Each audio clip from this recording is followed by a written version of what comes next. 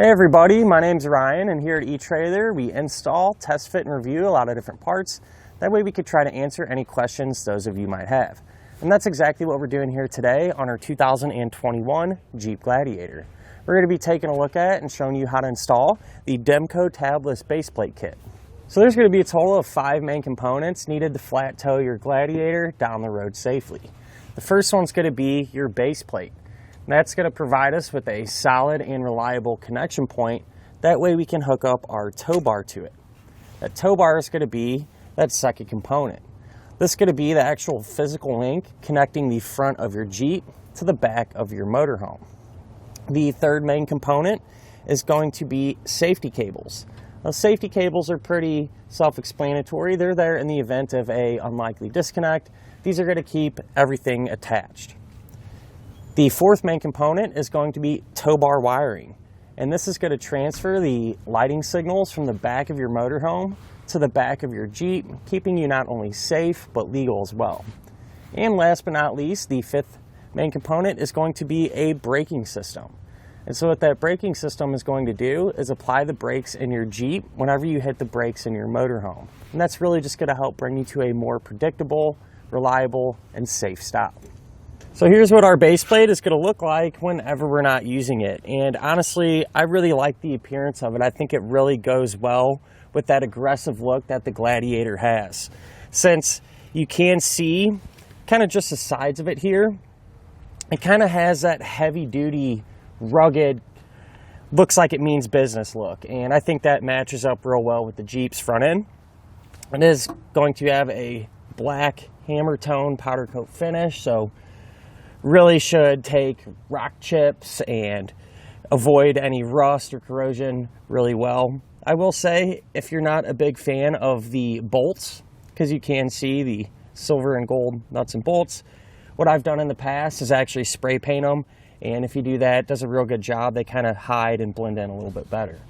Now, something small, but it is pretty nice, is the fact that they give you some caps here for your base plate when you're not using it.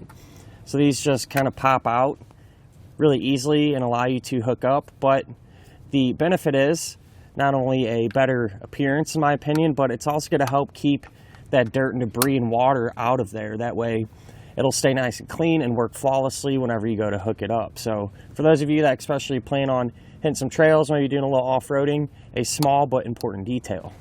Now, I kind of mentioned that hammer tone finish that this base plate has, and compared to a lot of the other ones out there that I've seen, this just feels like it's way thicker and it's going to be able to handle much more abuse. So really important, especially on these Jeeps, when you're out there running through creeks and puddles and everything else.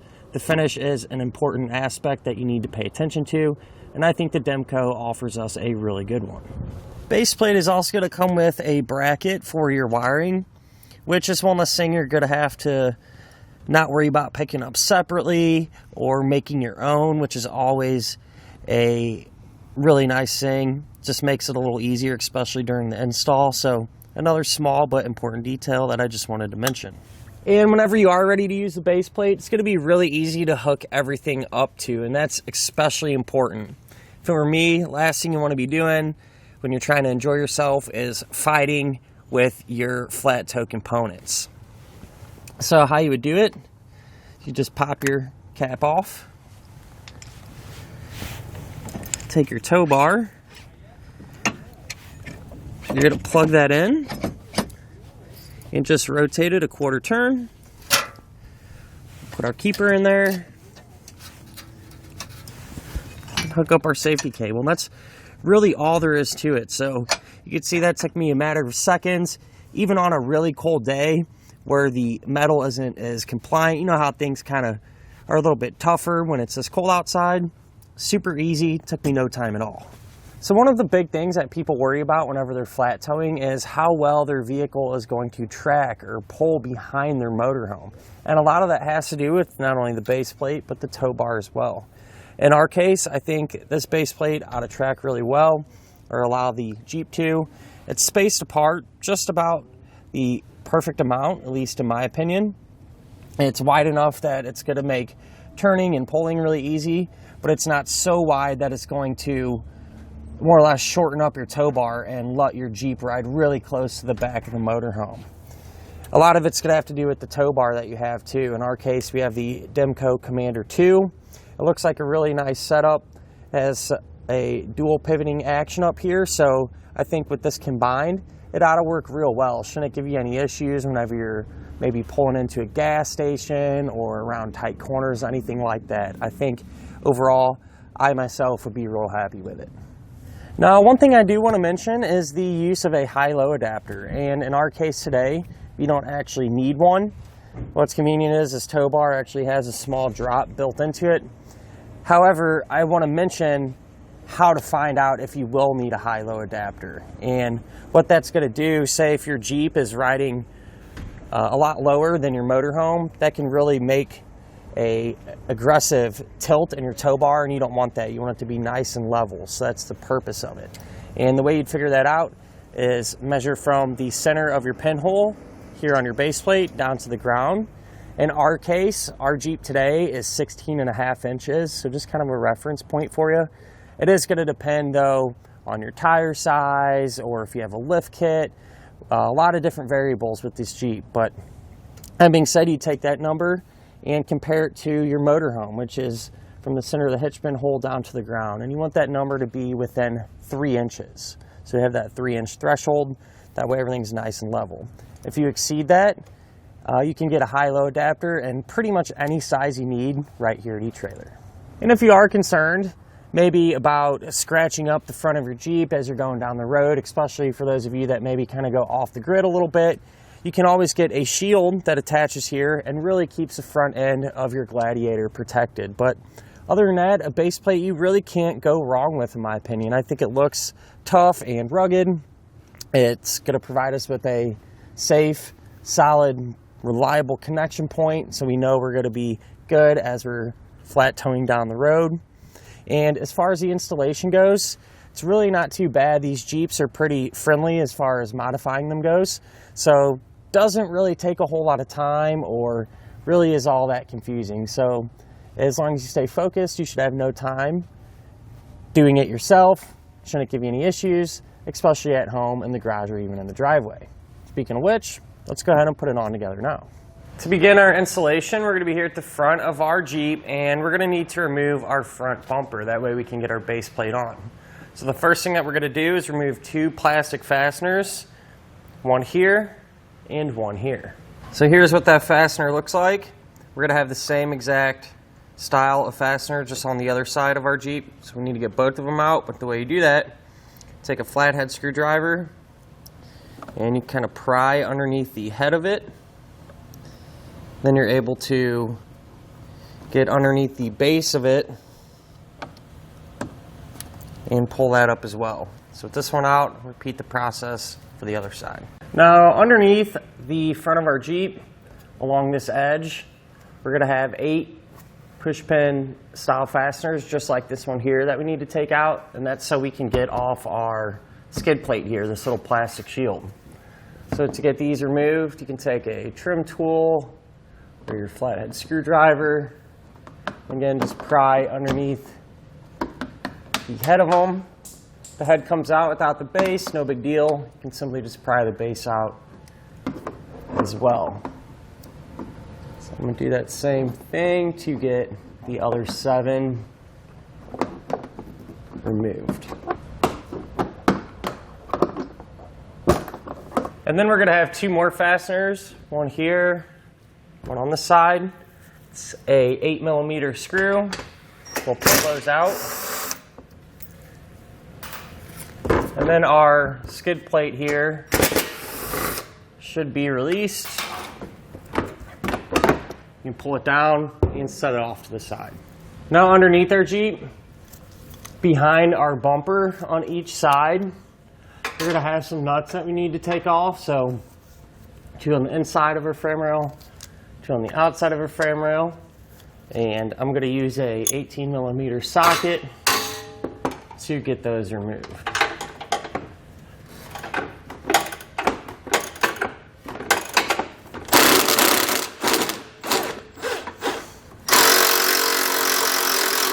On the outside of our frame rail, here's those 2 nuts that we need to take off as well.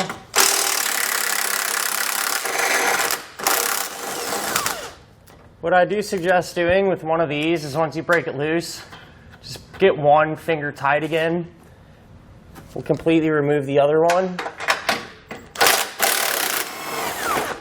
And the reason I put one back on finger tight is that way when we remove the ones on the other side, the bumper is not just going to fall off. That nut's there, going to be there to help keep it supported. So now that our bumper is pretty much ready to come off, what we need to do is disconnect any electrical that may be running to it. In our case, and in many cases, at least in my experience, you're going to have a connector over here on the passenger side. So you're going to push down on the center of it and pull back on this connector, and that'll separate the two. Now what I did was just kind of support the bumper with my leg and removed those two nuts that we left on hand tight. Then we kind of just pull back on our bumper, separate it from the front of our Gladiator, and we'll just set this off to the side somewhere safe. On the outside portion of our frame rail, we're going to have this bracket here that we need to remove. So we're going to have to pull this bolt out using a 16mm socket. Once I have this one removed, I'll repeat the process on the other side as well.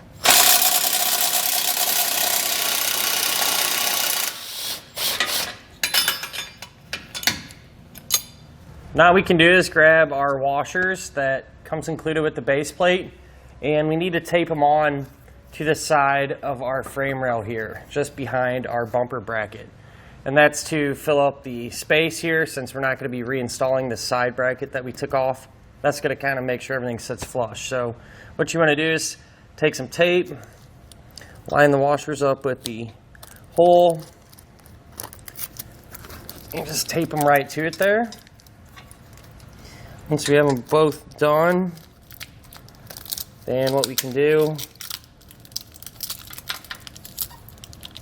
is come back with a screwdriver or something like that and just poke a hole through that tape. That way our bolts will be able to pass through there here in a little while.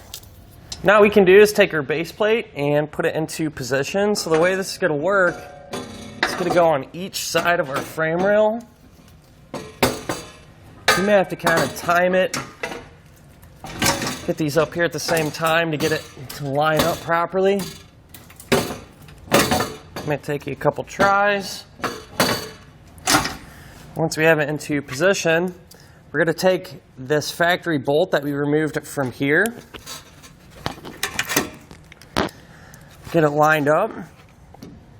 You're going to want to take some of the included blue Loctite, put that on the threads. And matter of fact, all the hardware that we're going to use to secure the base plate, we're going to put some of that Loctite on.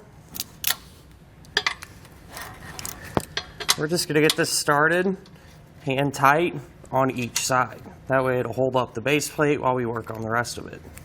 Now what we can do on each side is take this nut plate here, and this is going to go through this opening here in our frame rail, and what's going to happen is this threaded portion is going to line up with the hole on the side of our base plate. That way we can put a bolt into it.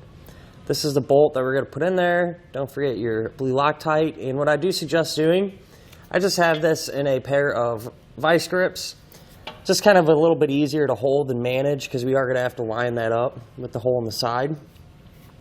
So, and another tip I suggest is just take your bolt before you put this in and just kind of run it through there to make sure the bolt goes through nice and easy. Sometimes the powder coating can get on the threads and really hang the bolt up, and it just kind of makes it tricky when you're trying to keep everything lined up and everything else. So that being said, we'll put this in and get it lined up with the hole here on the side of our base plate. So that's a hole here on the side of our base plate. You can see I got the nut plate lined up with it. You may have to kind of enlarge that factory hole a little bit if the bolt don't want to pass through there. You can use a file or something like that. In our case, ours goes through just fine. So I'm not going to worry about that. So we'll just get this lined on up. Once we get it hand tight, we'll do the same thing over on the other side.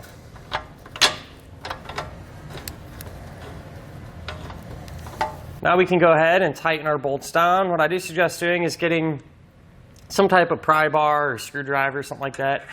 Just kind of putting it through here to make sure that our base plate stays perfectly aligned with our bumper plate here.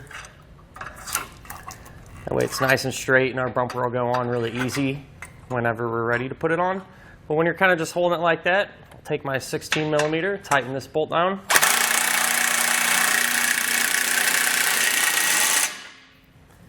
I come back with my 19 millimeter and tighten this one down.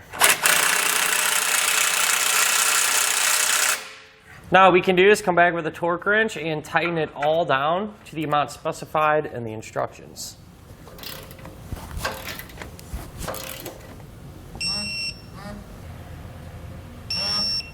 So I went ahead and installed our safety cables. Really no wrong or right way to do this or exact way. This is how I did it. You just want to make sure that the cable wraps around your base plate and around your frame rail. So here's how mine turned out. And I did this on each side.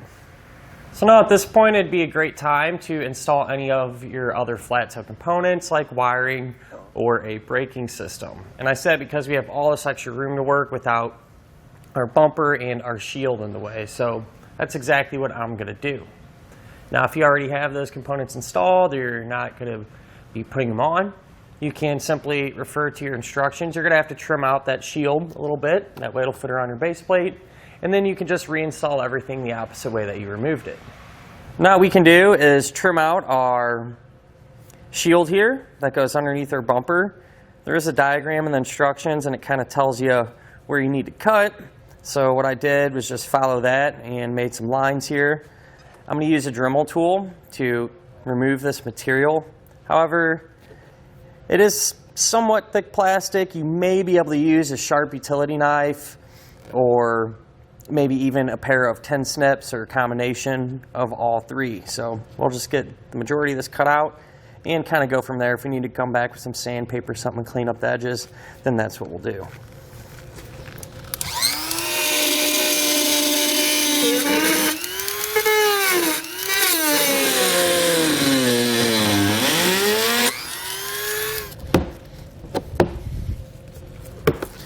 So with this cut out, I'll go ahead and do the same thing on the other side. And like I said, what I'll probably do is come back with a piece of sandpaper or utility knife and just kind of clean all these edges off. So once that shield is trimmed out, you can see it's going to fit right around your base plate. This is how it turned out. Looks really good, at least I think. But you're going to re-secure that, and then it's really straightforward from there. You're just going to take your bumper, put it back into position, and re-secure it with the factory hardware. And that'll finish up our look at and our installation of the Demco tabless base plate kit on our 2021 Jeep Gladiator.